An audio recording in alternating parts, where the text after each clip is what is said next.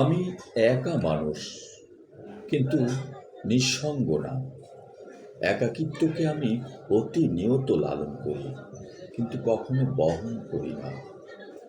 এই যে আমি পাহাড় আর নদীর কাছে যাই একাকী, এই যে আমি পাখি আর সমুদ্রের কাছে যাই একাকী, এই যে আমি আকাশ আর তারাদের কাছে যাই একাকী, এই যে আমি বৃক্ষ আর ফুলের কাছে যাই একাকী, এই একাকী পথ চলাতেই আমার শান্তি।